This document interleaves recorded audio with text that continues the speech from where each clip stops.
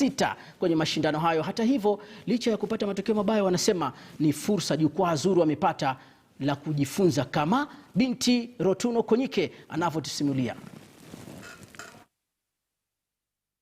Tarehe 2 mwezi Agosti, azimio la Kenya kufuzu daraja la 3 liliangua patupu baada ya kutitigwa katika mechi zake zote raundi ya 3 kwenye mashindano ya chess ya mtandaoni.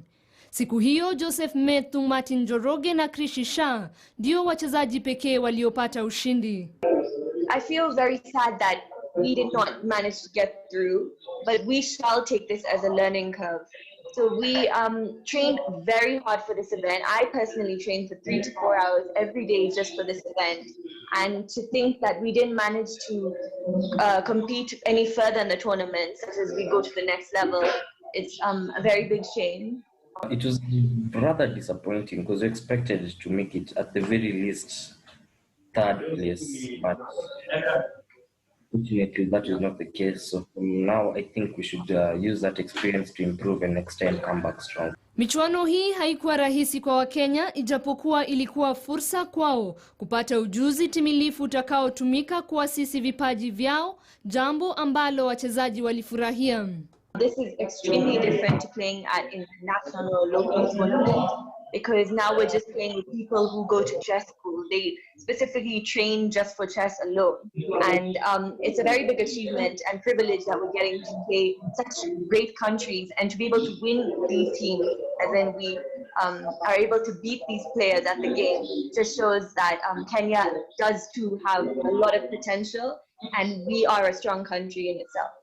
Licha ya matokeo hayo, wachezaji walitambua juhudi zilizowekwa kwenye maandalizi ya mashindano ya kufana na wanatarajia kuimarika wakati ujao. I think some of them were sometimes the internet would lag and therefore our clock time would still be running, so we definitely get like a huge disadvantage with that.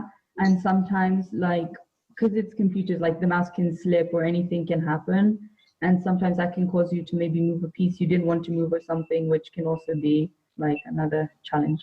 I definitely think next time we'd definitely be more prepared, and the issues we had this time will be resolved. Kenya ilimaliza jumla katika nafasi ya 6 kwenye kundi A daraja la 4, huku Hong Kong, Thailand na Chinese Taipei wakifuzu kushiriki mechi za daraja la 3, watakapochuana na nchi 12 kuwania nafasi katika daraja la 2. Rotuno Konyike, KTN Michezo. Na Rotuno Konyike kashawakilisha pale na kutupatia matokeo yale yalivyokuwa, jinsi Kenya ilivyofanya katika mashindano ya mchezo wa cheza mkipenda sataranji. Hatukufanya vizuri, lakini hata hivyo ipo siku nyingine tunaweza kupambana upya. Kwa sasa tuenzetu katika soka. Huyu bwana alipewa timu ile ya AFC Leopards baada ya kocha Mbungo kutimuliwa. Alichukua na ilikuwa ni jukumu kubwa sana, lakini amefanikisha kuiondoa AFC Leopards kutoka nafasi ya 11 na kuidondosha hadi katika nafasi ya 6, akisema nipeni misimu miwili. Kijana mdogo Anthony Kimani, mkufunzi wa AFC Leopards, aliyeniambia na kuniahidi ya kwamba msimu ujao watamtambua yeye ni nani, na hivi sasa tupate mahojiano yake. Maarufu anaitwa Modo.